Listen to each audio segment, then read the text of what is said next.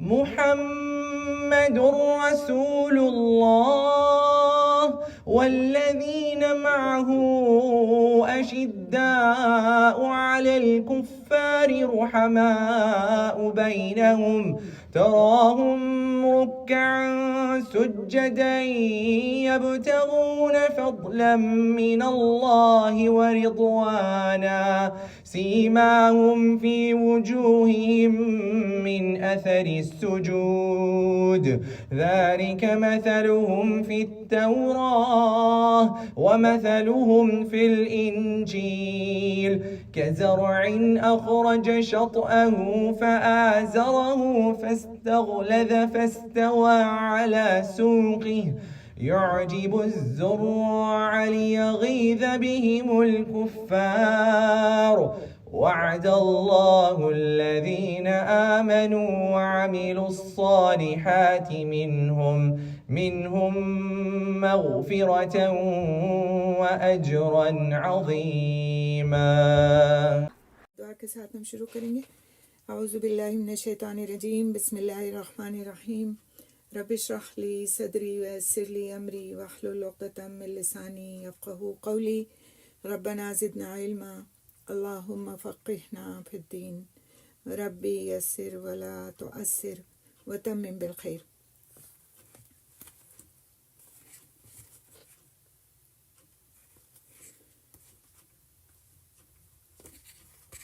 الحمدللہ سیرت الصحابہ کے جس سلسلے کو ہم نے شروع کیا ہے اسی کو آگے بڑھاتے ہوئے آج ہم عشرہ مبشرہ صحابہ کرام رضی اللہ تعالیٰ عنہم اجمعین میں سے خلفائے راشدین کے سلسلے کی ابتدا کریں گے.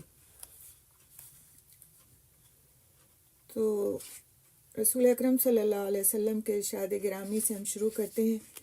آپ صلی اللہ علیہ وسلم نے فرمایا علیکم بسنتی و سنت الخلفاء الراشدین المہدیین، میری سنت اور میرے ہدایت یافتہ خلفائے راشدین کے طریقے کو تھامے رکھو. تو سیدنا ابو بکر صدیق رضی اللہ تعالیٰ عنہ جو ہیں وہ رسول اکرم صلی اللہ علیہ وسلم اور تمام انبیاء کرام علیہ السلام کے بعد. میم آپ کا مائک بند ہو گیا ہے، پلیز اس کو پھر سے انمیوٹ کر لیے.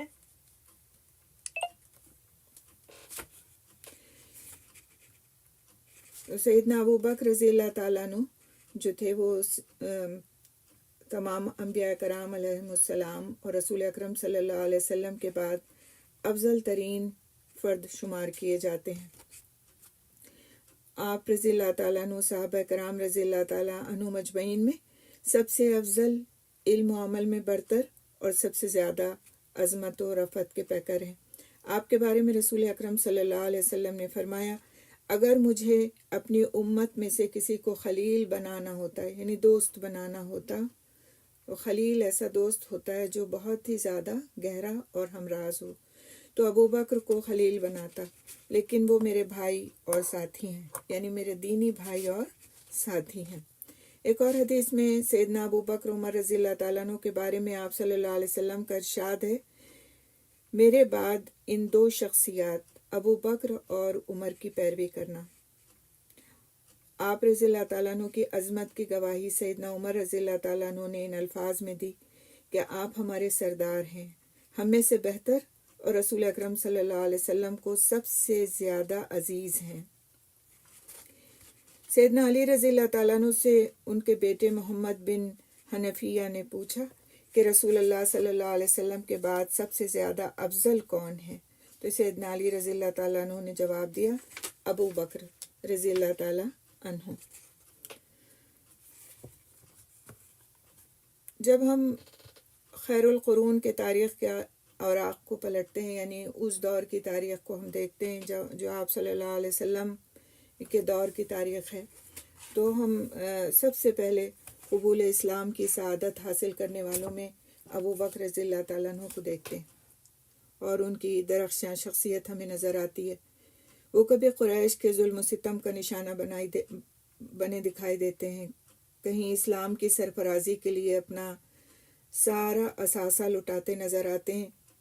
کبھی ہم دعوت کے میدانوں میں ان کے واعظ کی گونج سنتے ہیں، کبھی تپتے ہوئے صحرا کے نشیب و فراز میں ہجرت کا سفر کرتے ہوئے رسول اکرم صلی اللہ علیہ وسلم کو دھوپ کی آنچ سے بچانے کے لیے ان کے سر مبارک پر چادر کا سایہ کرتے دکھائی دیتے ہیں۔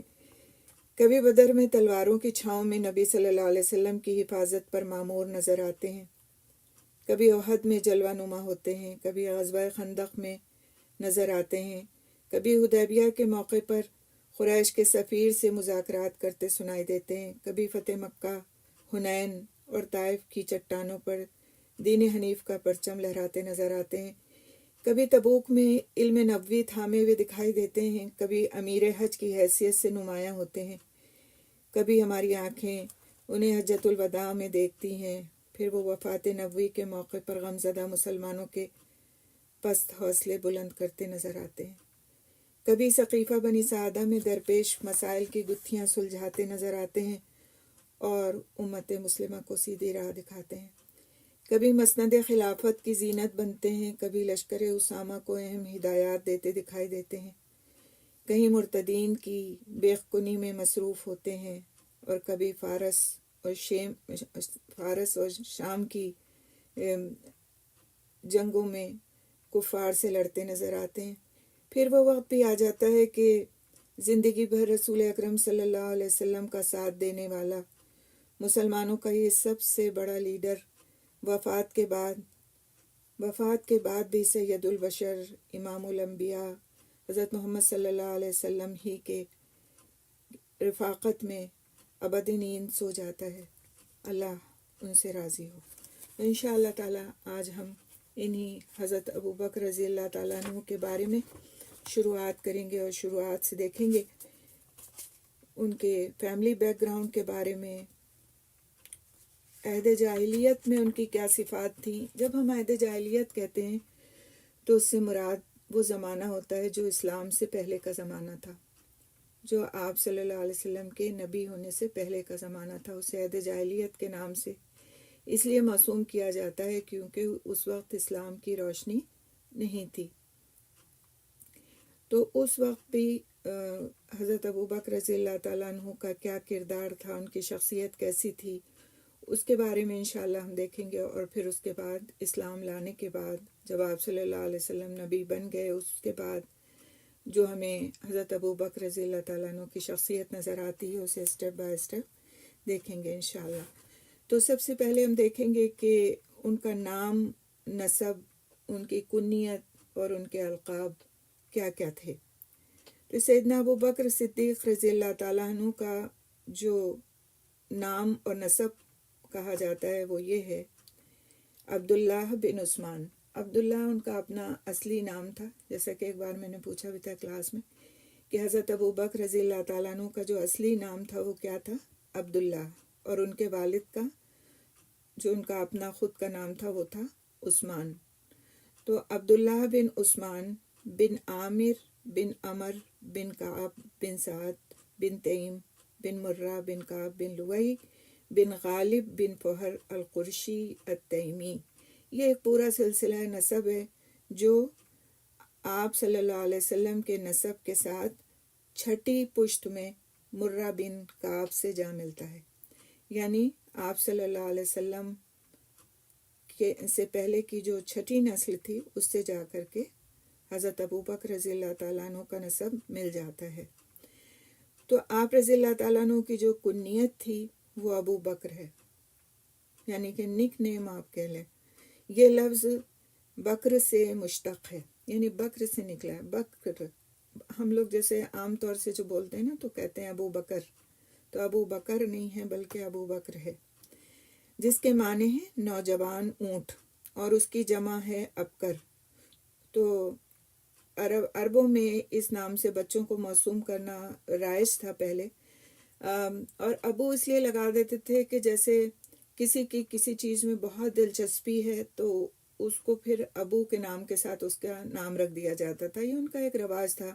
جیسے ابو ہریرہ ہے، ابو ہریرہ رضی اللہ تعالیٰ عنہ جن کے نام سے ہم بہت فیملیئر بھی ہیں، اور ان کا نام یہ اس لیے رکھ دیا گیا تھا کہ ان کو بلیوں سے بڑی محبت تھی۔ بلیوں کو، کٹنس کو چھوٹے وہ اپنے دامن میں سمیٹ کر رکھا کرتے تھے، ان کو اتنے پیارے لگتے تھے۔ تو ہریرہ بلی کے چھوٹے بچے کو کہتے ہیں، کٹن کو کہتے ہیں، تو ان کا لقب اس طرح سے ابو ہریرہ پڑ گیا۔ اسی طرح سے ابو بکر رضی اللہ تعالیٰ عنہ کا نام ابو بکر پڑ گیا۔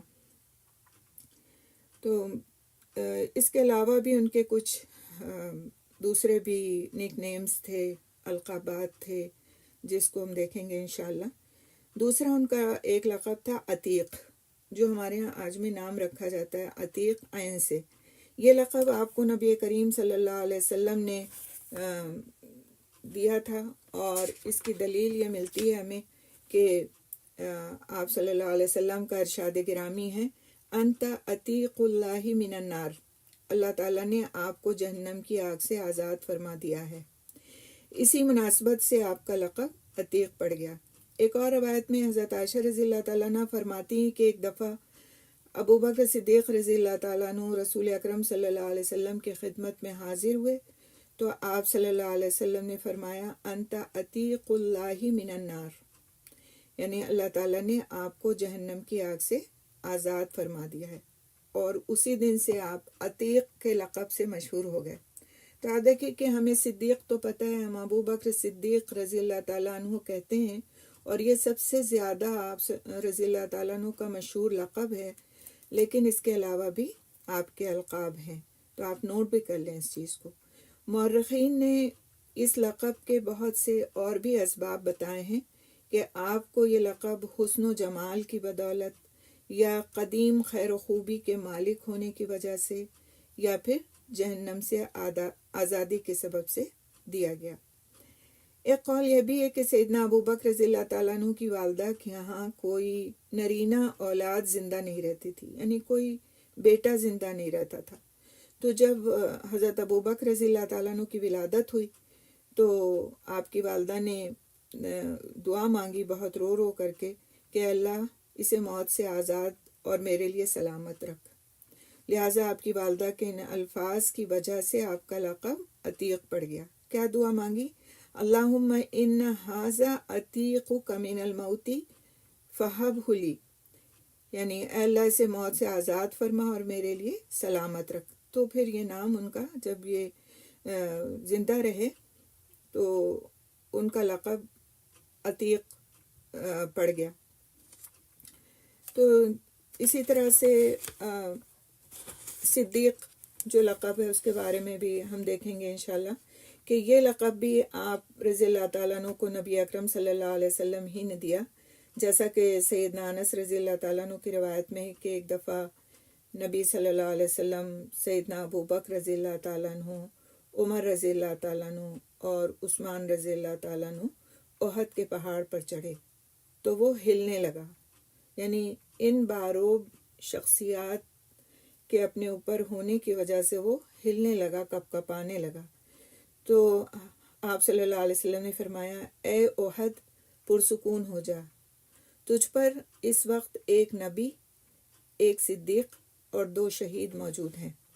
تو سیدنا ابو بکر رضی اللہ تعالیٰ عنہ کو صدیق کا لقب نبی اکرم صلی اللہ علیہ وسلم کی بکثرت تصدیق کی وجہ سے دیا گیا، یعنی آپ صلی اللہ علیہ وسلم کی بات کو ہمیشہ اس پر آمنا اور صدقنا کہنے کی وجہ سے حضرت ابو بکر رضی اللہ تعالیٰ عنہ کو یہ لقب دیا گیا۔ سیدہ عائشہ رضی اللہ تعالیٰ عنہ سے روایت ہے کہ رسول اکرم صلی اللہ علیہ وسلم کو رات کے وقت مسجد اقصیٰ کی سیر کرائی گئی تو آپ صلی اللہ علیہ وسلم نے صبح لوگوں سے واقعہ بیان فرمایا۔ کس وقت؟ معراج کا یہ واقعہ ہے۔ تو کچھ لوگ جو پہلے ایمان لا چکے تھے مرتد ہو گئے، کچھ ایسے لوگ تھے جو ایمان لے آئے تھے، لیکن یہ واقعہ سن کر کے وہ اتنا زیادہ حیرت میں پڑ گئے اور تعجب ہوا انہیں کہ وہ پھر سے واپس اپنے دین پہ لوٹ گئے۔ بعض افراد نے سیدنا ابو بکر رضی اللہ تعالیٰ عنہ سے کہا، اپنے ساتھی کی خبر لیجئے، اس کا خیال ہے کہ اسے رات ہی میں بیت المقدس کی سیر کرائی گئی ہے، یعنی آ کر کے ایک طرح سے گویا آپ صلی اللہ علیہ وسلم کی شکایت کی۔ تو ابو بکر رضی اللہ تعالیٰ عنہ نے پوچھا، وقت قال ذالک، کیا واقعی آپ صلی اللہ علیہ وسلم نے یہ فرمایا ہے؟ تو لوگوں نے کہا، ہاں واقعی آپ نے ایسا ہی فرمایا۔ تو سیدنا ابو بکر رضی اللہ تعالیٰ عنہ فوراً بولے، لئن قال ذالک فقد صدق، اگر یہ آپ صلی اللہ علیہ وسلم ہی کا ارشاد ہے تو بالکل سچ ہے۔ لوگوں نے کہا، کیا واقعی آپ اس بات کی تصدیق کرتے ہیں کہ وہ رات کو بیت المقدس گئے اور صبح ہونے سے پہلے واپس آ گئے؟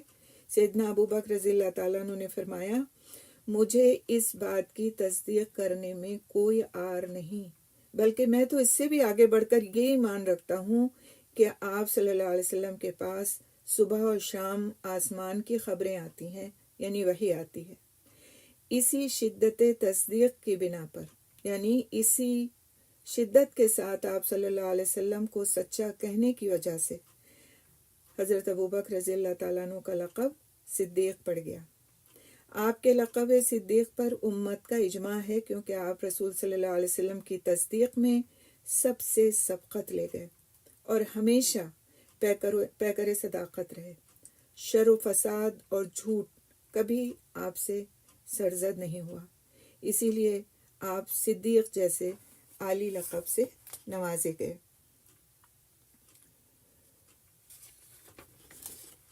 اسی طرح سے آپ رضی اللہ تعالیٰ عنہ یعنی حضرت ابوبکر رضی اللہ تعالیٰ عنہ کا ایک لقب صاحب بھی ہے۔ اللہ رب العزت نے قرآن مجید میں آپ کو یہ لقب دیا ہے۔ ارشاد باری تعالیٰ ہے، سورہ توبہ کی آیت ہے یہ، إِلَّا تَنْصُرُوهُ فَقَدْ نَصَرَهُ اللَّهُ إِذْ أَخْرَجَهُ الَّذِينَ كَفَرُوا ثَانِيَ اثْنَيْنِ إِذْ هُمَا فِي الْغَارِ إِذْ يَقُولُ لِصَاحِبِهِ لَا تَحْزَنْ إِنَّ اللَّهَ مَعَنَا۔ اگر تم اس نبی کی مدد نہیں کرو گے تو تحقیق اللہ نے اس کی اس وقت مدد کی تھی جب کافروں نے اس کو مکے سے نکال دیا تھا۔ وہ دو میں دوسرا تھا جبکہ وہ دونوں غار ثور میں تھے، جب وہ یعنی نبی صلی اللہ علیہ وسلم اپنے ساتھی ابو بکر سے کہہ رہا تھا، اپنے ساتھی، صاحب ساتھی کے لیے لفظ آتا ہے، تو اپنے ساتھی سے کہہ رہا تھا غم نہ کرو، یقیناً اللہ ہمارے ساتھ ہے۔ تو اللہ سبحانہ تعالیٰ نے یہ لقب ان کو قرآن حکیم میں عطا فرمایا۔ علماء کا اس بات پر اتفاق ہے کہ اس آیت میں صاحب سے مراد حضرت ابوبکر رضی اللہ تعالیٰ عنہ ہے۔ حضرت انس رضی اللہ تعالیٰ عنہ سے روایت ہے کہ ہجرت کی رات حضرت ابوبکر رضی اللہ تعالیٰ عنہ نے غار میں نبی اکرم صلی اللہ علیہ وسلم سے کہا کہ اللہ کے رسول، اگر ان مشرکین میں کسی نے اپنے پاؤں کی جانب نگاہ دوڑائی تو وہ ہمیں آسانی سے دیکھ لے گا۔ نبی کریم صلی اللہ علیہ وسلم نے فرمایا، ما ظنک یا ابا بکر باثنین اللہ ثالثہما، اے ابو بکر ایسے دو افراد کے بارے میں تمہارا کیا خیال ہے جن کا تیسرا اللہ تعالیٰ ہے۔ تو حافظ ابن حجر رحمۃ اللہ علیہ فرماتے ہیں کہ الا تنصروہ فقد نصرہ اللہ حضرت ابو بکر رضی اللہ تعالیٰ عنہ کے عظیم فضائل اور مناقب میں سے ہے، اور اس آیت میں بالاتفاق صاحب سے مراد حضرت ابو بکر رضی اللہ تعالیٰ عنہ ہے، اور بہت سی احادیث اس بات پر شاہد ہیں کہ غار میں حضرت ابو بکر رضی اللہ تعالیٰ عنہ نبی کریم صلی اللہ علیہ وسلم کے ساتھ تھے، اور اس فضیلت میں ان کا کوئی ہمسر نہیں ہے۔ اسی طرح سے ایک لقب ان کا اتقا بھی بیان کیا جاتا ہے، الف تا قاف پر کھڑی زبر اور یا، اتقا۔ قرآن حکیم میں اللہ سبحانہ تعالیٰ سورہ لیل میں فرماتے ہیں وَسَيُجَنَّبُهَا الْأَتْقَى، اور وہ بڑا متقی اس آگ سے یعنی اس بھڑکتی آگ سے ضرور دور رکھا جائے گا۔ تو اس لقب کی مزید وضاحت مال صدیقی سے آزادی پانے والے دوسرے مسلمان جو تھے ان کے بارے میں بھی یہ جو لقب ہے اس کا تذکرہ کیا جاتا ہے۔ انشاءاللہ اس کو بھی ہم دیکھیں گے آگے بھی، اور اس کے بارے میں سورہ لیل کی آیات اور مزید جو آئی ہیں جس میں حضرت ابوبکر رضی اللہ تعالیٰ عنہ کے مناقب کو بیان کیا گیا ہے، ان کو بھی انشاءاللہ آگے دیکھیں گے۔ اسی طرح ان کا ایک لقب اواہ بھی ہے، اواہ، یہ بھی آپ کے القاب میں سے ہے، اور یہ لقب اللہ تعالیٰ سے خوف اور خشیت پر دلالت کرتا ہے۔ امام ابراہیم نخعی رحمۃ اللہ علیہ فرماتے ہیں کہ حضرت ابوبکر رضی اللہ تعالیٰ عنہ کو ان کی نرم دلی اور مزاج میں رحمت اور شفقت کے باعث اواہ کہا جاتا تھا۔ اور یہ لقب کس کا اور ہے؟ قرآن حکیم میں کس کے لیے آتا ہے لفظ؟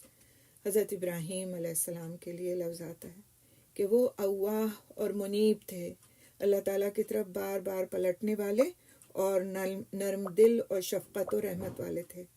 تو حضرت ابوبکر رضی اللہ تعالیٰ عنہ کو بھی یہ خوبی اللہ سبحانہ تعالیٰ نے عطا فرمائی تھی۔ تو اس طرح ہم نے دیکھا کہ کئی القاب ہیں جو حضرت ابوبکر صدیق رضی اللہ تعالیٰ عنہ کے ہیں، جس میں سے صدیق ہے اور عتیق ہے اور پھر صاحب ہے، اواہ ہے اور اتقا ہے۔ تو یہ ہم کو احادیث سے اور مورخین کی معلومات کے ذریعے سے ہمارے سامنے آتے ہیں کہ یہ سارے القابات حضرت ابوبکر صدیق رضی اللہ تعالیٰ عنہ کو وقتاً فوقتاً ان کے اعمال کی بنا پر حاصل ان کو دیے گئے تھے۔ اب ہم یہ دیکھیں گے کہ ان کی جو ولادت کب ہوئی، کب ان کی یعنی پیدائش ہوئی، اور ان کا حلیہ مبارک اور ان کا کنبہ اور قبیلہ اور خاندان، اس کے بارے میں تھوڑی سی انشاءاللہ تعالی ہم معلومات دیکھیں گے، جس سے مزید جب ہم آگے کی چیزیں پڑھیں گے تو ہمیں ہیلپ ملے گی کہ آخر ان کی شخصیت کس طرح کے ماحول میں پروان چڑھی اور ان کا کنبہ و خاندان کس طرح کا تھا اور پھر اس کی کیا فضیلت ہے۔ اس بات میں کسی کو اختلاف نہیں کہ حضرت ابوبکر رضی اللہ تعالیٰ عنہ عام الفیل کے بعد پیدا ہوئے، یعنی اس سال کے بعد جب آپ نے جو ہم سورۃ الفیل پڑھتے ہیں اس کی تفسیر میں پڑھا ہے کہ ابرہہ نے چڑھائی کی تھی مکہ مکرمہ پر اور پھر ہاتھیوں کو لے کر آیا تھا، تو اس نسبت سے اس سال کو عام الفیل کہا جاتا ہے، تو اس کے بعد پیدا ہوئے۔ البتہ اس بات میں اختلاف ہے کہ ان کی پیدائش عام الفیل سے کتنی مدت بعد ہوئی۔ اس مدت کے متعلق عام الفیل کے بعد کچھ لوگوں کا کہنا ہے کہ 3 سال کے بعد، کچھ کا کہنا ہے 2.5 اور کچھ کا کہنا ہے 2 سال کے بعد ان کی پیدائش ہوئی۔ بہرحال اس کے لیے مختلف اقوال ہیں، لیکن یہ بات طے شدہ ہے کہ عام الفیل کے بعد ہوئی۔ تو آپ رضی اللہ تعالیٰ عنہ نے اپنے والدین کے ہاں بہت اچھی پرورش پائی، اور آپ کے والدین کا شمار اپنے قوم کے معزز اور سرکردہ لوگوں میں ہوتا تھا، لہٰذا حضرت ابوبکر رضی اللہ تعالیٰ عنہ بھی بہت اچھی خصلتوں والے اور قوم کے معزز افراد میں سے تھے۔ اور بنو تیم جو تھا وہ قریش کی ہی ایک شاخ تھا، لیکن یہ ایک ایسا قبیلہ تھا جو لڑائی جھگڑوں سے دور رہتا تھا اور ایک معزز قبیلہ تھا۔ جہاں تک آپ رضی اللہ تعالیٰ عنہ کے حلیہ مبارک کا تعلق ہے تو کہا جاتا ہے کہ آپ سفید رنگت، چست اور نحیف بدن کے مالک تھے۔ قیس بن ابی حازم کا بیان ہے کہ حضرت ابوبکر صدیق رضی اللہ تعالیٰ عنہ کی خدمت میں حاضر ہوا۔ آپ چست اور نحیف یعنی دبلے پتلے جسم اور سفیدی مائل رنگت والے انسان تھے۔ سیرت نگاروں نے مختلف راویوں سے آپ کا حلیہ مبارک اس طرح بیان کیا ہے کہ آپ سفید زردی مائل رنگت، خوبصورت قد و قامت، دبلے پتلے جسم اور پتلے چہرے، چھوٹی آنکھوں، اٹھی ہوئی ناک اور ابری ہوئی پیشانی کے مالک تھے۔ سیدنا ابوبکر رضی اللہ تعالیٰ عنہ کے والد گرامی کے بارے میں آتا ہے کہ ان کے والد کا نام عثمان بن عامر بن عمر اور کنیت ابو قحافہ تھی۔ ہمیں کتابوں میں زیادہ تر جو نام ملتا ہے حضرت ابوبکر رضی اللہ تعالیٰ عنہ کے والد کا وہ ابو قحافہ ملتا ہے، لیکن یہ ان کی کنیت تھی، اور ان کے والد کا جو اصل نام تھا وہ عثمان تھا۔ تو فتح مکہ کے موقع پر یہ مسلمان ہوئے تھے، یعنی کہ یہ جس وقت دین کی شروعات ہوئی اور دین کی تبلیغ کی گئی تو ابو قحافہ اس وقت نہیں مسلمان ہوئے، پھر ہجرت اور مدینے کسی وقت پر بھی یہ مسلمان نہیں تھے، لیکن کب مسلمان ہوئے؟ جب فتح مکہ ہو گئی تو اس وقت یہ مسلمان ہوئے۔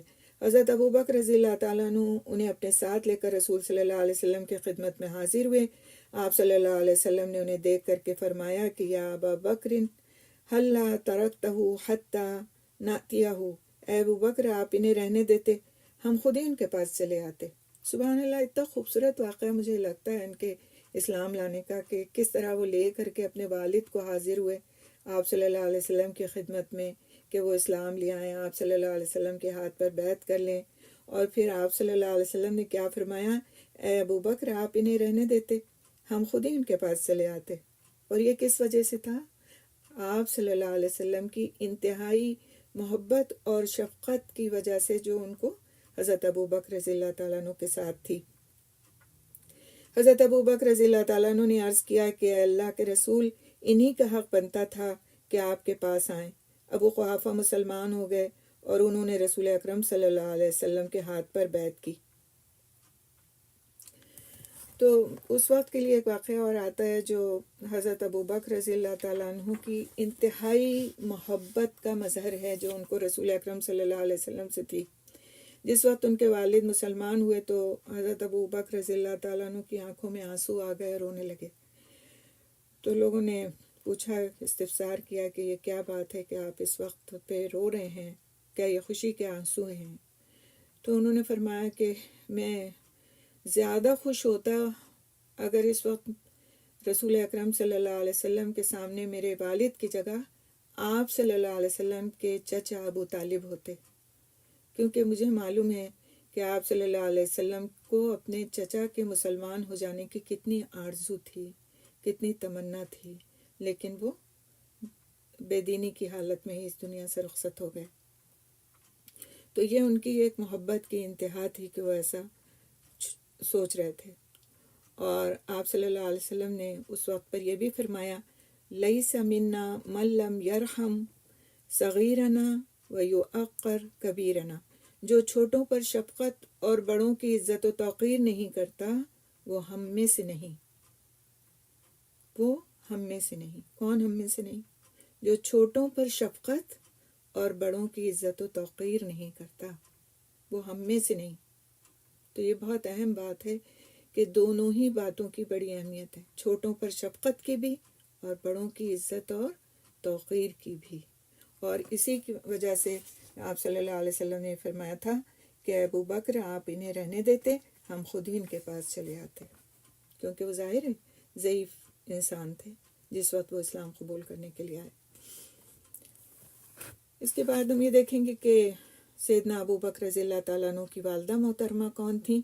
تو حضرت ابو بکر رضی اللہ تعالیٰ عنہ کی والدہ کا نام و نسب سلمہ بنت صخر بن عمر بن کعب بن سعد بن تیم اور کنیت ام الخیر تھی۔ کنیت کیا تھی ان کی؟ ام الخیر۔ اور آغاز اسلام میں ہی وہ مسلمان ہو گئی تھیں، یعنی وہ اتنی دیر کے بعد مسلمان نہیں ہوئی تھی، وہ اسلام کی شروعات میں ہی مسلمان ہو گئی تھیں۔ اور ان کا بھی یہ تھا کہ رسول اکرم صلی اللہ علیہ وسلم سے حضرت ابو بکر رضی اللہ تعالیٰ عنہ برابر ان کے اسلام لانے کے لیے دعا کرنے کی بات کیا کرتے تھے۔ اللہ تعالیٰ نے ان کی دعا قبول فرمائی اور وہ مسلمان ہو گئیں۔ آپ رضی اللہ تعالیٰ عنہ کی جو بیویاں تھیں ان کی تعداد 4 بتائی جاتی ہے، جن سے آپ کے 3 بیٹے اور 3 بیٹیاں پیدا ہوئیں، اور ان کی تفصیل تھوڑی سی ہم دیکھیں گے۔ تو پہلی بیوی جو تھی وہ قتیلہ بنت عبد العزیٰ بن اسد بن جابر بن مالک تھیں، اور ان کے قبول اسلام کے بارے میں اختلاف ہے کہ وہ مسلمان ہوئی تھیں یا نہیں ہوئی تھیں۔ عبداللہ اور اسماء رضی اللہ تعالیٰ عنہ مجمعین کی وہ والدہ تھیں، یعنی قتیلہ جو تھیں وہ مسلمان ہوئی تھیں یا نہیں ہوئی تھیں ان کے بارے میں پتہ نہیں چلتا، لیکن ان کے جو دو اولادیں تھیں وہ عبداللہ اور اسماء تھیں، اور دونوں مسلمان تھے اور دونوں نے دین کی بڑی خدمت کی۔ حضرت ابو بکر رضی اللہ تعالیٰ عنہ نے انہیں عہد جاہلیت میں ہی طلاق دے دی تھی، یعنی اسلام آنے سے قبل ہی طلاق دے دی تھی۔ اور ان کا واقعہ بھی ایک آتا ہے کہ ایک دفعہ یہ چند تحفے لے کر، جن میں گھی اور پنیر بھی تھا، اپنی بیٹی اسماء رضی اللہ تعالیٰ عنہ کے پاس مدینے آئیں۔ حضرت اسماء رضی اللہ تعالیٰ عنہ نے یہ تحائف قبول نہیں کیے اور انہیں گھر میں داخل ہونے سے بھی منع کر دیا، اور حضرت عائشہ رضی اللہ تعالیٰ عنہ کے پاس پیغام بھیجا کہ وہ نبی صلی اللہ علیہ وسلم سے اس کے متعلق پوچھیں۔ کیا پوچھیں؟ کہ وہ انہیں آنے دے سکتی ہیں؟ تو آپ صلی اللہ علیہ وسلم نے جواب دیا، اسے اپنی والدہ کو گھر میں داخل ہونے کی اجازت دینا چاہیے اور تحائف بھی قبول کرنا چاہیے۔ میں تھوڑی سی تفصیل میں اس لیے جا رہی ہوں کہ آپ دیکھ رہے ہیں نا کہ اس کے ساتھ ساتھ آپ صلی اللہ علیہ وسلم کی احادیث بھی آ رہی ہیں، اور ان میں ہمارے لیے بڑے سبق بھی ہیں، اور ہمارے ذہن میں چلنے والے بہت سارے ان سوالوں کے جواب بھی ہیں جو چلتے رہتے ہیں کہ ایسا ہمیں کرنا چاہیے، ایسا نہیں کرنا چاہیے، ایسا کیا گیا کبھی کہ نہیں کیا گیا۔ تو پہلا جو آپ نے دیکھا کہ حضور اکرم صلی اللہ علیہ وسلم کی خدمت میں خود لے کر کے حضرت ابو بکر رضی اللہ تعالیٰ عنہ آئے اپنے والد کو، اور آپ صلی اللہ علیہ وسلم نے کیا فرمایا؟ چھوٹوں پر شفقت اور بڑوں کے ساتھ ادب اور توقیر کا معاملہ کرنا۔ اور وہ خود اپنے والد کو لے کر کیوں گئے تھے؟ کیونکہ آپ صلی اللہ علیہ وسلم کی عظمت ان کے دل میں تھی کہ جو اسلام کو قبول کرے، خواہ وہ کیسا بھی شخص کیوں نہ ہو، چاہے بوڑھی عمر کا ہو یا کسی بھی عمر کا، اس کو خود جانا چاہیے اور خود جا کر کے بیعت کرنا چاہیے، نسبت اس کے کہ آپ صلی اللہ علیہ وسلم تشریف لائیں اس کے لیے۔ اسی طرح سے ہم دیکھ رہے ہیں یہاں پر کہ ان کے بارے میں اختلاف ہے ابھی کہ وہ مسلمان ہیں یا نہیں ہیں، اور غالباً جس وقت وہ آئیں حضرت اسماء رضی اللہ تعالیٰ عنہ کے پاس لے کر کے سامان تحفے تحائف اپنی بیٹی کے پاس، تو حضرت اسماء رضی اللہ تعالیٰ عنہ نے ان کو اجازت نہیں دی اور پوچھا کہ کیا میں ان کو آنے کی اجازت دے سکتی ہوں، کیونکہ وہ والدہ تو مسلمان نہیں اور وہ مسلمان ہیں، اور پوچھوایا حضرت عائشہ رضی اللہ تعالیٰ عنہ سے۔ تو اس وقت پر ان کو آپ صلی اللہ علیہ وسلم نے کیا نصیحت کی کہ اسے اپنی والدہ کو گھر میں داخل ہونے کی اجازت دینا چاہیے اور تحائف بھی قبول کرنا چاہیے۔ اور یہ ہمارے دین کے لیے ایک اتنی خوبصورت بات ہے جو خصوصاً آج کل کے حالات میں دیکھا جائے اگر تو ہمارے دین کی خوبصورتی کو مزید واضح کرتی ہے۔ اس موقع پر اللہ سبحانہ تعالیٰ نے آیت نازل فرمائی، اور سورۃ ممتحنہ کی آیت ہے کہ لا ینہاکم اللہ عن الذین لم یقاتلوکم فی الدین ولم یخرجوکم من دیارکم ان تبروہم وتقسطوا الیہم ان اللہ یحب المقسطین۔ اللہ تمہیں ان لوگوں کی بابت نہیں روکتا جو تم سے دین پر نہیں لڑے، اور انہوں نے تمہیں تمہارے گھروں سے نہیں نکالا کہ تم ان سے بھلائی کرو۔ یعنی جو تمہارے ساتھ نہیں لڑتے ہیں، اللہ تم کو نہیں روکتا اس بات سے کہ تم ان کے ساتھ بھلائی کرو اور ان سے انصاف کرو۔ بے شک اللہ سبحانہ تعالیٰ انصاف کرنے والوں کو پسند کرتا ہے۔ یعنی اللہ تعالیٰ تمہیں ان کفار کے ساتھ نیکی اور احسان کرنے سے منع نہیں کرتا جنہوں نے تم سے مصالحت اختیار کیے رکھی ہے۔ مصالحت کا مطلب کیا ہے؟ کہ تمہارے ساتھ ان کا معاملہ ٹھیک ٹھاک ہے، اچھا ہے، تم سے تمہارے دین کے بارے میں کوئی تعرض نہیں کیا اور تمہیں تمہارے گھر والوں سے بے دخل نہیں کیا، جیسا کہ عورتیں ہیں اور ضعیف لوگ ہیں، ان کے ساتھ صلہ رحمی، مہمان نوازی اور حق ہمسائیگی جیسے تعلقات رکھنا جائز ہیں۔ اس میں بھی کوئی رکاوٹ نہیں کہ ان کے ساتھ تمام معاملات میں عدل و انصاف برتا جائے۔ ان معاملات میں ادائے حقوق، ایفاء عہد، ادائے امانت، لین دین میں ایمانداری جیسے معاملات شامل ہیں۔ بے شک اللہ تعالیٰ عدل کرنے والوں کو پسند کرتا ہے اور ظالموں کو ناپسند کرتا ہے اور انہیں سزا سے دوچار کرے گا۔ یعنی کہ اگر کوئی کافر بھی ہے لیکن اس کے ساتھ کوئی لڑائی جھگڑے والے معاملات نہیں ہیں، وہ خود سے آ کر کے ہمارے دین پر حملہ نہیں کرتا، تو اس کے ساتھ معاملہ کس طرح کیا جائے گا؟ ایک مسلمان کیسے اس کے ساتھ معاملہ کرے گا؟ اور اگر وہ اس طرح معاملہ نہیں کرے گا تو بات کیا کہی گئی کہ اللہ سبحانہ تعالیٰ ظالموں کو ناپسند کرتا ہے اور انہیں سزا دے گا۔ تو یہ ہے ہمارا دین، جس کو انتہا درجے میں بدنام کرنے کے لیے کچھ نام نہاد عالم کھڑے ہو جاتے ہیں اور پھر وہ آیتیں پڑھنا شروع کر دیتے ہیں جس کا نہ انہیں پس منظر پتہ ہے نہ کچھ پتہ ہے۔ دوسری جو بیوی تھیں حضرت ابو بکر رضی اللہ تعالیٰ عنہ کی، وہ تھیں ام رومان بنت عامر بن اویمر۔ ام رومان کا تعلق بنی کنانہ بن خزیمہ سے تھا۔ مکے میں ان کا شوہر حارث بن سنجرہ انتقال کر گیا تو حضرت ابو بکر رضی اللہ تعالیٰ عنہ نے ان سے شادی کر لی، اور آپ رضی اللہ تعالیٰ عنہ آغاز اسلام ہی میں مسلمان ہو گئی تھیں اور مدینے کی طرف ہجرت بھی کی تھی۔ اور آپ کی اولاد میں سیدنا عبد الرحمن اور سیدہ عائشہ رضی اللہ تعالیٰ عنہ ہیں۔ یعنی ام رومان جو تھی وہ سیدہ عائشہ رضی اللہ تعالیٰ عنہ اور سیدنا عبد الرحمن کی والدہ تھیں۔ یعنی پہلی بیوی سے آپ کے دو بچے تھے، سیدنا عبداللہ رضی اللہ تعالیٰ عنہ اور اسماء رضی اللہ تعالیٰ عنہ، اور پھر دوسری بیوی سے دو بچے جس میں عبد الرحمن اور سیدہ عائشہ رضی اللہ تعالیٰ عنہ تھیں۔ اور سن 6 ہجری میں یہ مدینے میں فوت ہوئی، ان کا انتقال ہوا۔ تیسری بیوی جو تھیں وہ اسما بنت امیس بن معبد بن حارث رضی اللہ تعالیٰ عنہ تھیں، اور اسما بنت امیس رضی اللہ تعالیٰ عنہ کی کنیت ام عبداللہ تھی۔ اسلام کے ابتدائی زمانے میں نبی صلی اللہ علیہ وسلم کے دار ارقم جانے سے پہلے ہی آپ اسلام لے آئی تھیں اور اولین مہاجرین میں سے ہیں۔ آپ رضی اللہ تعالیٰ عنہ نے اپنے شوہر جعفر بن ابی طالب کے ساتھ حبشہ کی طرف ہجرت کی، پھر انہی کے ساتھ ہجرت مدینہ بھی کی۔ حضرت جعفر رضی اللہ تعالیٰ عنہ غزوہ موطا میں شہید ہو گئے تو حضرت ابوبکر رضی اللہ تعالیٰ عنہ نے ان سے شادی کر لی، اور ان سے حضرت ابوبکر رضی اللہ تعالیٰ عنہ کا بیٹا محمد پیدا ہوا۔ حضرت اسما رضی اللہ تعالیٰ عنہ حدیث کی راویہ بھی ہیں۔ صحابہ کرام رضی اللہ تعالیٰ عنہم میں سے حضرت عمر، ابو موسیٰ، عبداللہ بن عباس اور ان کی بیوی ام فضل رضی اللہ تعالیٰ عنہ مجمعین نے آپ سے حدیث روایت کی ہے، اور آپ جو تھیں وہ سسرالی اعتبار سے سب سے زیادہ معزز تھیں۔ آپ کے سسرالی رشتہ داروں میں رسول صلی اللہ علیہ وسلم، سیدنا حمزہ اور عباس رضی اللہ تعالیٰ عنہم اجمعین شامل تھے، کیونکہ یہ سب آپ کے سابقہ خاوند سیدنا جعفر بن ابی طالب کے قریبی رشتہ دار تھے۔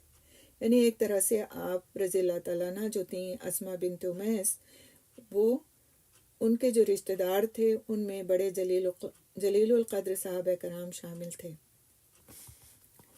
پھر جو چوتھی بیوی تھی وہ حبیبہ بنت خارجہ بن زید بن ابی زہیر الانصاریہ الخزرجیہ رضی اللہ تعالیٰ عنہ تھی۔ پورا نام نہ بھی یاد ہو آپ کو تو حبیبہ آپ کہہ سکتے ہیں۔ حضرت ابوبکر رضی اللہ تعالیٰ عنہ نے حبیبہ بنت خارجہ کے ساتھ مقام سخ پر قیام کیا تھا، اور حضرت ابوبکر رضی اللہ تعالیٰ عنہ کی وفات کے بعد ان سے آپ کی بیٹی ام کلثوم پیدا ہوئی، یعنی کہ وہ حاملہ تھیں جس وقت حضرت ابوبکر رضی اللہ تعالیٰ عنہ کا انتقال ہوا، اور ان سے ان کی بیٹی ام کلثوم ان کی وفات کے بعد پیدا ہوئی۔ اولاد کے بارے میں ہم دیکھتے ہیں، ابھی سب کے بارے میں ہم نے نام تو پڑھ لیے، لیکن تھوڑا سا ان کے بارے میں تفصیل بھی انشاءاللہ دیکھیں گے۔ اچھا، آپ میں سے کوئی مجھے یہ بتائے کہ اتنی تفصیلات اس سے پہلے کبھی آپ نے پڑھی؟ کوئی ایک مائک اوپن کر کے بتائے، یا پڑھ کے کیسا لگ رہا ہے ان تفصیلات کو؟ جی، کوئی ایک مائک اوپن کرے اور بتائے مجھے۔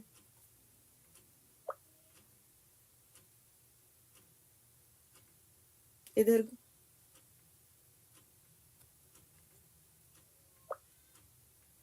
جی، وعلیکم السلام۔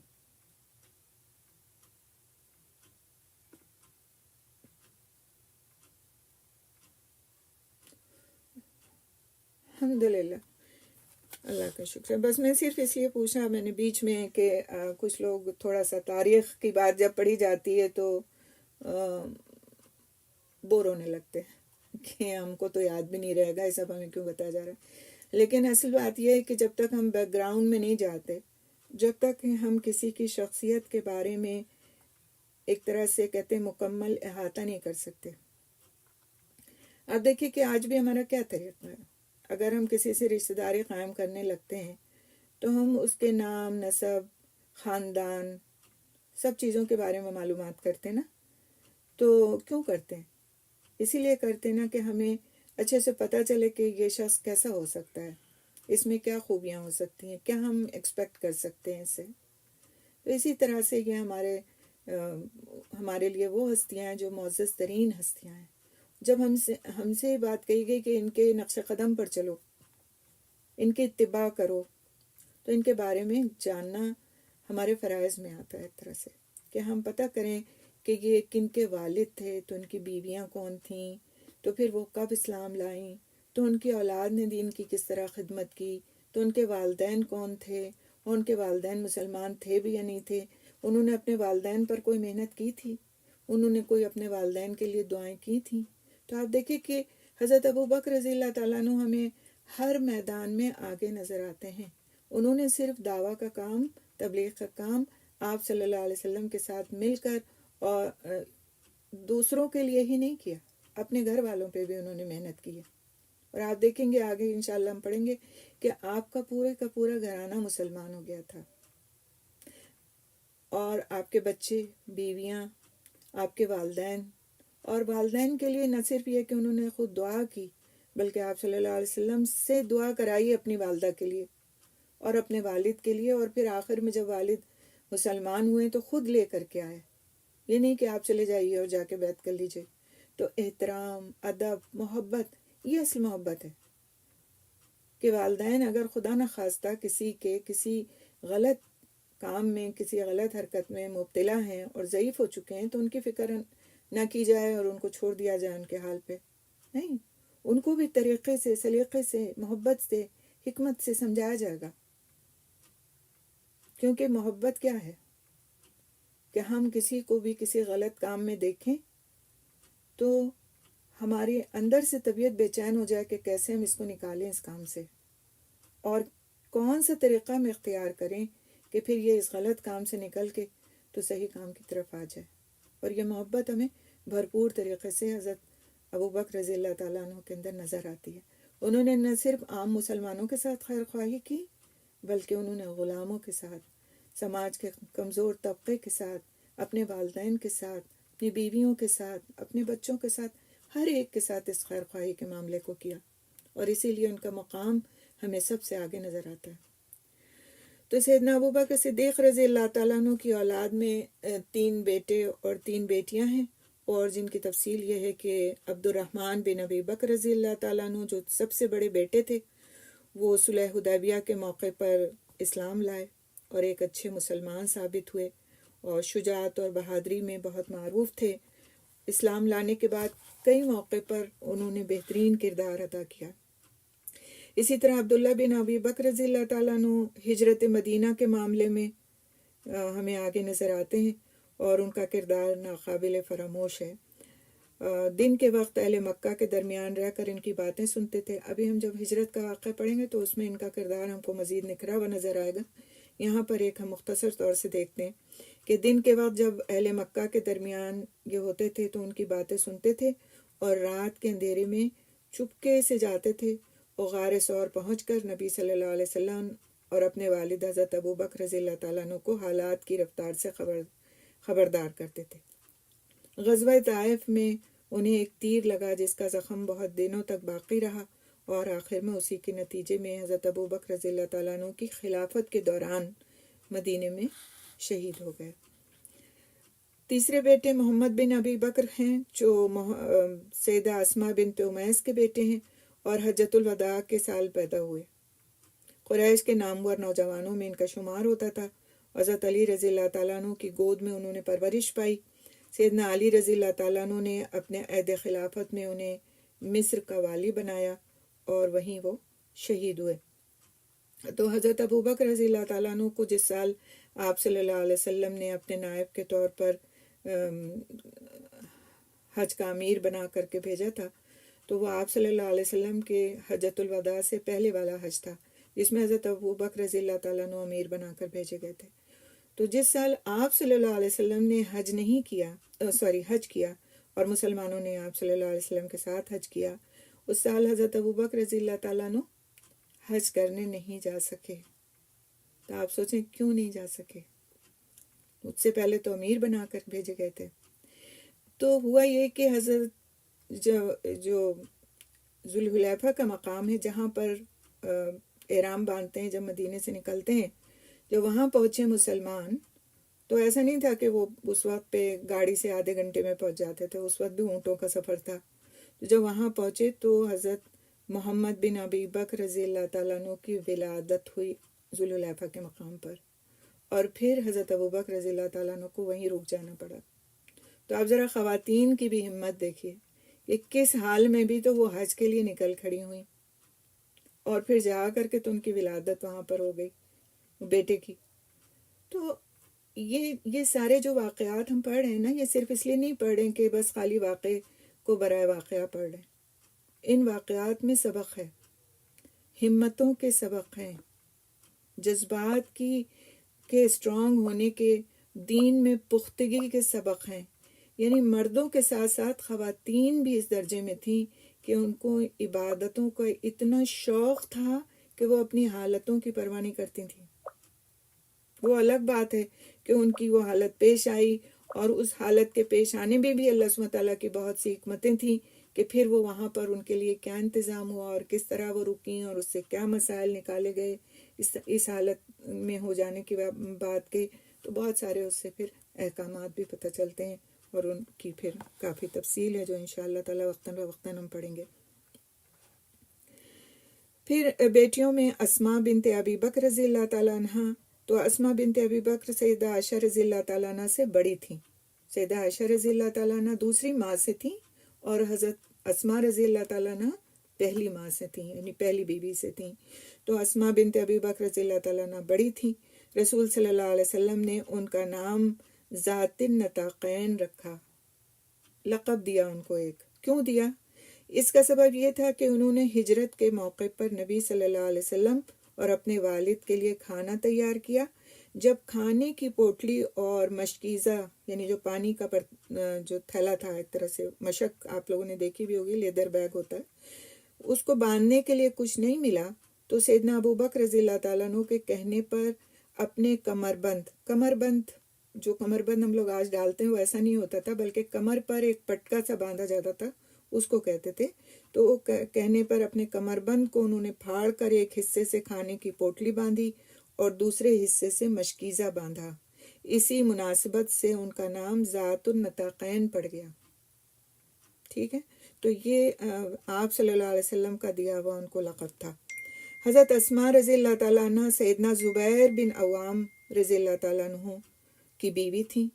ہجرت مدینہ کے موقع پر وہ حاملہ تھیں. اسی حمل کے نتیجے میں حضرت عبداللہ بن زبیر رضی اللہ تعالیٰ عنہ پیدا ہوئے، جو ہجرت کے بعد اسلام کے سب سے پہلے فرزند تھے. آپ سوچیں، ہجرت کا سفر ہے، مکے سے مدینے آنا ہے، اور حضرت اسماء رضی اللہ تعالیٰ عنہ فل ٹائم پریگننٹ ہیں. اس بات کو جواز بنا کر نہ حضرت زبیر رضی اللہ تعالیٰ عنہ مکے میں بیٹھے رہ گئے، بیوی کو لے کر چل کھڑے ہوئے، اور نہ بیوی رہ گئیں پیچھے کہ میں رہتی ہوں یہیں، فارغ ہو جاؤں گی تو آؤں گی، آپ جائیں. ہمت، فضیلت، اسی بنا پر ان مہاجرین اور انصار کی فضیلت ہے کہ انہوں نے پہلے مرحلے پر اپنی ہر پریشانی اور ہر ضرورت کو پیچھے ڈال کر کے اسلام کے لیے لبیک کہا اور اپنے آپ کو پیش کر دیا، اور اپنی کسی حالت کو، اپنی کسی ضرورت کو مقدم نہیں رکھا. سبحان اللہ، حیرت ہوتی ہے دیکھ کر کے کہ کیسی خواتین تھیں ہیں. آپ سوچیں، اونٹوں کے اوپر بیٹھنا، گھوڑوں پہ سوار ہونا، ایسی حالتیں، اور اس کے باوجود بھی شوہر کے دم و قدم، کہیں پیچھے نہیں. حضرت اسماء رضی اللہ تعالیٰ عنہ جو تھیں وہ 100 سال کی عمر تک پہنچی، اور اس کے باوجود بھی وہ بہت ماشاءاللہ عقل والی اور عقل سلیم کی مالک تھیں. حضرت اسماء رضی اللہ تعالیٰ عنہ نے رسول اکرم صلی اللہ علیہ وسلم سے 56 احادیث روایت کی ہیں. آپ کے بیٹوں عبداللہ بن زبیر اور عروہ بن زبیر کے علاوہ حضرت عبداللہ بن عباس اور عبداللہ بن ابی ملیکہ رضی اللہ تعالیٰ عنہ مجمعین نے آپ رضی اللہ تعالیٰ عنہ سے احادیث کو روایت کیا ہے. آپ رضی اللہ تعالیٰ عنہ انتہائی سخی اور جود و کرم جیسی اعلیٰ صفات کی حامل خاتون تھیں، اور انہوں نے مکے میں سن 73 ہجری میں وفات پائی. پھر ام المومنین حضرت عائشہ رضی اللہ تعالیٰ عنہ، جن سے ہم سب بخوبی واقف ہیں، وہ آپ کی بیٹیوں میں سے تھیں. تو یعنی حضرت اسماء سے چھوٹی تھیں، اور دوسری بیوی یعنی ام رومان رضی اللہ تعالیٰ عنہ سے تھیں. رسول صلی اللہ علیہ وسلم سے نکاح کے وقت سیدہ عائشہ رضی اللہ تعالیٰ عنہ کی عمر 6 برس اور رخصتی کے وقت 9 برس تھی. صحابیات میں سب سے بڑھ کر علم و فضل کی مالک تھیں.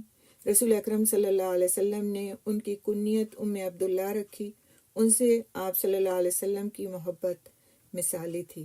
امام شعبی رضی اللہ تعالیٰ عنہ بیان کرتے ہیں کہ امام مسروق جب حضرت عائشہ رضی اللہ تعالیٰ عنہ سے کوئی حدیث روایت کرتے تو کہتے، مجھے صدیقہ بنت صدیق جن کی برات اللہ تعالیٰ نے آسمان سے نازل فرمائی اور جو رسول اکرم صلی اللہ علیہ وسلم کی سب سے محبوب بیوی تھیں، انہوں نے بیان کیا ہے۔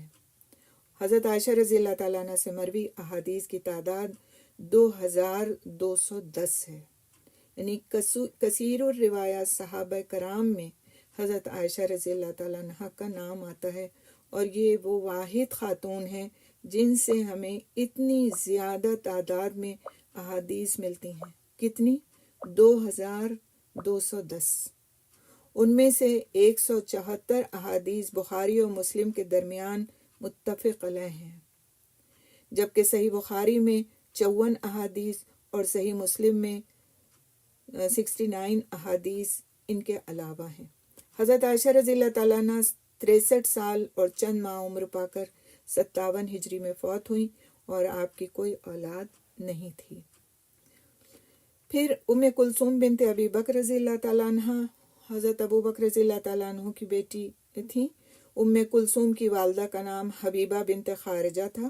سیدنا ابو بکر رضی اللہ تعالیٰ عنہ نے سیدہ عائشہ رضی اللہ تعالیٰ عنہ سے اپنی وفات کے وقت کہا تھا کہ میں تمہارے 2 بھائی اور 2 بہنیں چھوڑے جا رہا ہوں۔ حضرت عائشہ رضی اللہ تعالیٰ عنہ نے سوال کیا کہ اپنی بہن اسما کو تو میں جانتی ہوں، یہ دوسری کون ہے؟ تو آپ رضی اللہ تعالیٰ عنہ نے فرمایا یعنی حضرت ابو بکر رضی اللہ تعالیٰ عنہ نے کہ یہ بنت خارجہ کا حمل ہے، اور میرے دل میں یہ بات ڈالی گئی ہے کہ وہ لڑکی پیدا ہوگی۔ تو حضرت ابو بکر رضی اللہ تعالیٰ عنہ کے خیال کے عین مطابق آپ کی وفات کے بعد لڑکی پیدا ہوئی۔ ام کلثوم سے حضرت طلحہ بن عبید اللہ نے شادی کی۔ وہ معرکہ جمل کے دوران شہید ہوئے، اور آپ کی عدت کے دوران حضرت عائشہ رضی اللہ تعالیٰ عنہ پھر آپ کو اپنے ساتھ مکہ مکرمہ لے گئیں اور آپ کو حج کرایا۔ حضرت ابوبکر صدیق رضی اللہ تعالیٰ عنہ کے مبارک خاندان کا یہ مختصر سا تذکرہ تھا جسے اللہ تعالیٰ نے نعمت اسلام سے نوازا۔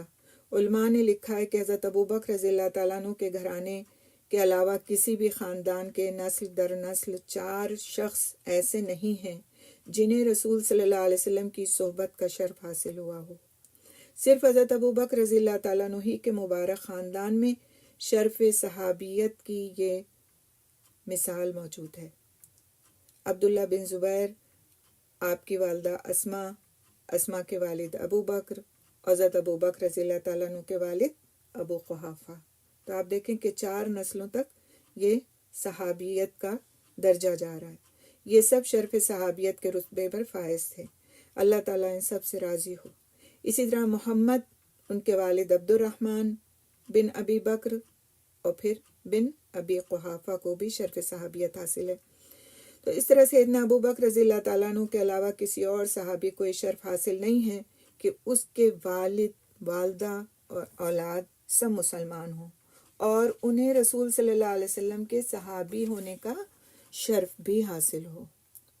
تو یہ جو شرف تھا یہ صرف آپ ہی کے حصے میں آیا، اور آپ کا باعظمت خاندان انتہائی مخلص صاحب ایمان خاندان تھا جس میں کوئی منافق نہیں تھا، کیونکہ ایمان اور نفاق دونوں کے الگ الگ ٹھکانے ہیں۔ تو مہاجرین میں سیدنا ابو بکر رضی اللہ تعالیٰ عنہ اور انصار میں بنو نجار کا گھرانہ ایمان کا سرچشمہ تھا اور دین کی بہت زیادہ خدمت کرنے والا۔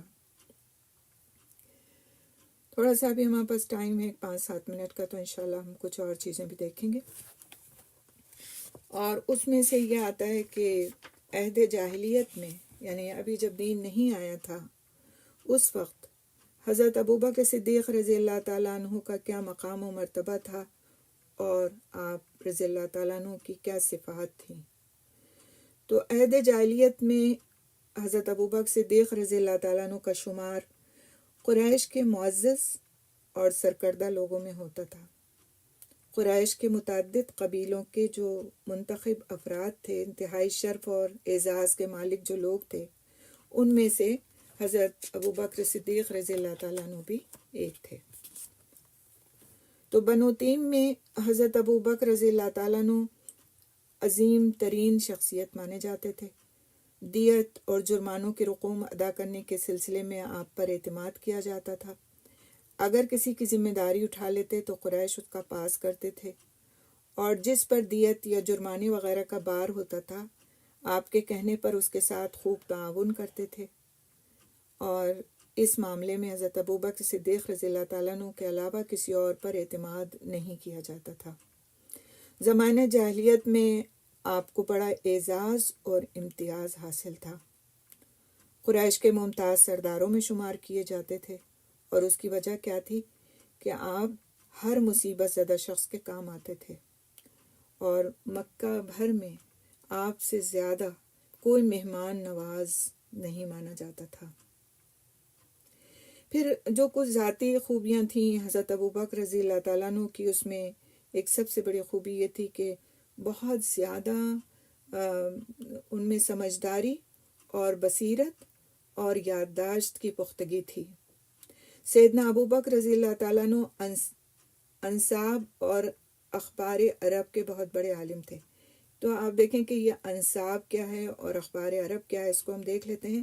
تو انساب وہ علم ہے جو کسی کے نسل در نسل نسب کے بارے میں ہوتا ہے، یعنی کہ فلاں کس کا بیٹا ہے تو اس کا باپ کون ہے، تو اس کا کون ہے، تو پھر وہ کس قبیلے سے ہے، تو اس قبیلے کے بارے میں کیا صفات ہیں اس کی بیان کی جاتی ہیں۔ تو یہ جو علم تھا، یہ ایک بہت ایسا ہی شخص یاد رکھ سکتا تھا کہ جس کی جو عقل ہے وہ بہت پختہ ہو اور بہت ذہین ہو اور عقلی طور سے بہت قوت والا ہو۔ ہمیں تو آپ دیکھیں کہ اپنی 4 پشتوں تک کے نام نہیں یاد ہوتے، اور اب تو حال اور بھی خراب ہو گیا، بچوں کو اپنے کزنز کے نام نہیں پتہ ہوتے، نہ اپنے والدین ان کے والدین کے نام پتہ ہوتے ہیں، دادا نانا دادی پردادی کے نام تک اگر پوچھے جائیں تو بعض وقت بالکل فارغ ملتے ہیں بچے کہ ان کو کچھ نہیں پتہ ہوتا، جبکہ اب خاندان چھوٹے ہونے لگے ہیں۔ اور پہلے کتنے لمبے لمبے خاندان ہوتے تھے، کئی بیویاں، پھر ان کے بچے، پھر ان کے بچوں کے بچے، پھر ان کے آگے، اسی طرح سے نسلیں۔ تو انساب، علم انساب ایک ایسا علم ہے جس کے ہونے میں ایک طرح سے بہت ساری حکمتیں ہیں، اس کی تفصیل کا اس وقت تذکر وہ نہیں ہے، وقت نہیں ہے، لیکن بہرحال یہ ایک ایسا علم تھا جو کہ ہر ایک بندہ اس کو گراسپ نہیں کر سکتا تھا، نہیں لے سکتا تھا، لیکن حضرت ابوبکر رضی اللہ تعالیٰ عنہ اس کے ماہرین اور علماء میں سے شمار کیے جاتے تھے، علم انساب۔ اور دوسرا، اخبار عرب کے بہت بڑے عالم تھے۔ تو اخبار عرب کیا تھیں؟ اس زمانے میں جو جنگیں ہوتی تھیں ان کے بارے میں بھی ان کے پاس پختہ علم تھا، کس کی کس سے جنگ ہوئی، کون جیتا، کون ہارا، کیا وجہ تھی، کب جنگ بندی ہوئی، کیا شرائط طے پائیں۔ اس طرح سے جو اخبار عرب تھیں، یعنی اس زمانے کی جو جنگیں تھیں، اس کے بھی وہ بہت بڑے عالم تھے۔ تو اس فن میں آپ کی مہارت کا جو حال تھا، تو سیدنا عقیل بن ابی طالب رضی اللہ تعالیٰ عنہ جیسے ماہرین علم انساب کے بھی آپ جو تھے وہ استاد تھے۔ اور آپ میں ایک بہت بڑی خوبی یہ بھی تھی کہ آپ کسی کے نسب کو بیان کرتے ہوئے کسی کا عیب ظاہر کرنے کے بجائے ستر پوشی سے کام لیتے تھے۔ یہ بہت بڑی بات ہے کہ کسی کے بارے میں آپ کو سب کچھ پتہ ہے، عیب بھی خوبیاں بھی، لیکن جس وقت آپ بیان کر رہے ہیں تو آپ عیب بیان کرنے کے بجائے ستر پوشی سے کام لے رہے ہیں۔ یقیناً آپ قریش میں بہترین نساب اور اس فن میں یگانہ روزگار تھے۔ حضرت عائشہ رضی اللہ تعالیٰ عنہ سے روایت ہے کہ رسول اکرم صلی اللہ علیہ وسلم نے فرمایا، ابو بکر قریش کے انساب کا سب سے زیادہ علم رکھنے والے ہیں۔ اس کے علاوہ پھر کیا تھا، کام کیا کرتے تھے، کس طرح سے اپنا روزگار کماتے تھے؟ تو عہد جاہلیت میں حضرت ابو بکر صدیق رضی اللہ تعالیٰ عنہ تجارت کرتے تھے۔ آپ نے سرزمین شام سے بصرہ تک تجارت کے غرض سے دورہ کیا۔ اس کے علاوہ بھی آپ نے مختلف علاقوں کے تجارتی سفر کیے، اور جو آپ کا مال تھا اس کا اندازہ 40,000 درہم لگایا گیا ہے۔ تجارت کے ساتھ ساتھ آپ انفاق فی سبیل اللہ اور جود و کرم جیسی صفات میں بے نظیر تھے۔ اب آگے ہم دیکھیں گے کہ اس مال کو انہوں نے خرچ کن کاموں میں کیا۔ قوم میں ان کی جو مقبولیت تھی اس کے بارے میں ابن اسحاق بیان کرتے ہیں کہ آپ کے قوم کے لوگ آپ سے بہت محبت کرتے تھے اور آپ کے شرف و فضل اور عمدہ اخلاق کے معترف تھے۔ آپ کے علم، فن تجارت اور حسن سلوک کی وجہ سے لوگ بڑے عقیدت اور احترام کے ساتھ آپ کی خدمت میں آتے تھے، اور آ کر کے آپ رضی اللہ تعالیٰ عنہ کے جو علم تھا اس سے اور جو خصوصیات تھیں ان سے فائدہ اٹھاتے تھے۔ آپ محتاج لوگوں کی ضروریات پوری کرتے، صلہ رحمی کرتے اور غریب لوگوں کے قرض اور دوسرے بوجھ اپنے سر لے لیتے اور حق کی راہ میں پیش آنے والے مصائب میں لوگوں کی مدد کرتے تھے۔ اس کے علاوہ یہ کہ حضرت ابوبکر صدیق رضی اللہ تعالیٰ عنہ جاہلیت میں بھی پاکیزہ سیرت کے حامل تھے، حتیٰ کہ آپ نے اسلام سے پہلے ہی اپنے اوپر شراب کو حرام قرار دے لیا تھا۔ شراب کو حرام قرار دے لیا تھا۔ حضرت ابوبکر رضی اللہ تعالیٰ عنہ سے کسی نے سوال کیا کہ کیا آپ نے کبھی جاہلیت میں شراب پی؟ تو جواب دیا کہ اعوذ باللہ، یعنی اللہ کی پناہ۔ پوچھا گیا کہ ایسا کیوں آپ نے نہیں کیا، کیوں نہیں پی شراب؟ کیونکہ اس دور میں تو شراب ایسے تھی جیسے ایک عام سا ڈرنک آج ہوتا ہے، اس طرح سے سبھی پیا کرتے تھے۔ تو جواب دیا انہوں نے کہ میں اپنی عزت اور اخلاق کو پراگندہ ہونے سے بچاتا تھا۔ جو انسان شراب پیتا ہے اس کی عزت اور اخلاق ضائع ہو جاتا ہے۔ تو اس وقت میں بھی ان کے اندر اتنی بصیرت تھی کہ اس بات کو انہوں نے سمجھ لیا تھا کہ شراب کتنی بری چیز ہے، جو کہ ایک عام طور سے لوگوں میں اس کا پینا رائج تھا۔ اور یہ 3 لوگ ایسے تھے جن میں حضور اکرم صلی اللہ علیہ وسلم، حضرت ابوبکر رضی اللہ تعالیٰ عنہ اور حضرت عثمان رضی اللہ تعالیٰ عنہ کے نام لیے جاتے ہیں کہ انہوں نے جاہلی دور میں بھی نہ کبھی شراب پی اور نہ کبھی زنا میں ملوث ہوئے۔ یہ بات جب رسول اکرم صلی اللہ علیہ وسلم کو پہنچی، جو فرمائی انہوں نے کہ میں اپنی عزت اور اخلاق کو پراگندہ ہونے سے بچاتا تھا، جو انسان شراب پیتا ہے اس کی عزت اور اخلاق ضائع ہو جاتا ہے، تو آپ صلی اللہ علیہ وسلم نے فرمایا صدق ابو بکرن، صدق ابو بکرن، ابو بکر نے سچ کہا ہے، ابو بکر نے سچ کہا ہے۔ اسی طرح بتوں کی جو پوجا تھی اس سے ان کے اندر بہت بیزاری تھی، اور حضرت ابوبکر رضی اللہ تعالیٰ عنہ نے کبھی کسی بت کو سجدہ نہیں کیا۔ ایک دفعہ صحابہ کرام رضی اللہ تعالیٰ عنہ مجمعین کی ایک مجلس میں فرمایا کہ میں نے کبھی بتوں کو سجدہ نہیں کیا۔ جب میں سن بلوغت کو پہنچا تو میرے والد ابو قحافہ نے میرا ہاتھ پکڑا اور مجھے بتکدے میں لے گئے اور کہا یہ عظمت و رفعت کے مالک تمہارے معبود ہیں۔ پھر وہ مجھے وہیں اکیلے چھوڑ کر چلے گئے۔ میں نے ایک بت کے قریب ہو کر کہا میں بھوکا ہوں، مجھے کھانا دو، مجھے ستر پوشی کے لیے کپڑا دو۔ اس نے کوئی جواب نہیں دیا۔ پھر میں نے اسے ایک پتھر مارا جس سے وہ منہ کے بل گر پڑا۔ اسی طرح حضرت ابوبکر صدیق رضی اللہ تعالیٰ عنہ کو ان کی روشن عقل، سلیم فطرت اور عمدہ اخلاق نے جہالت والے ان تمام کاموں سے بچائے رکھا جو عزت و کرامت اور اخلاق و کردار کو پراگندہ کرتے ہیں، یعنی ان کے لیے ایک طرح سے برے ہوتے ہیں، اور عقل سلیم و انسانی فطرت کے منافی ہیں۔ تو ایسے ہی لوگ پھر تبلیغی اور دعوتی تحریکوں کا اول حصہ بنتے ہیں اور رسول صلی اللہ علیہ وسلم کے بعد امت کے افضل ترین افراد ہونے کا اعزاز پاتے ہیں۔ نبی کریم صلی اللہ علیہ وسلم کا ارشاد ہے خیارکم فی الجاہلیت خیارکم فی الاسلام اذا فقہوا، جو جاہلیت میں خیر و خوبی کے مالک تھے وہی اسلام میں بھی خیر و بھلائی کے پیکر ہیں، بشرط یہ کہ وہ دین کا فہم حاصل کریں۔ یہیں پر ہم رکتے ہیں۔ الحمدللہ ثم الحمدللہ، ہمارا آج کا لیسن مکمل ہو گیا۔ انشاءاللہ تعالی ہم اس کے بعد حضرت ابوبکر صدیق رضی اللہ تعالیٰ عنہ کے قبول اسلام سے لے کر پھر ہجرت مدینہ تک انشاءاللہ نیکسٹ کلاس میں پڑھیں گے۔ سبحان اللہ بحمدہ، سبحانک اللہم بحمدک، نشہد ان لا الہ الا انت، نستغفرک نتوب الیک۔ السلام علیکم ورحمۃ اللہ وبرکاتہ۔ محمد رسول الله والذين معه أشداء على الكفار رحماء بينهم تراهم ركعا سجدا يبتغون فضلا من الله ورضوانا سيماهم في وجوههم من أثر السجود ذلك مثلهم في التوراة ومثلهم في الإنجيل كزرع أخرج شطأه فآزره فاستغلظ فاستوى على سوقه يعجب الزراع ليغيظ بهم الكفار وعد الله الذين آمنوا وعملوا الصالحات منهم مغفرة وأجرا عظيما.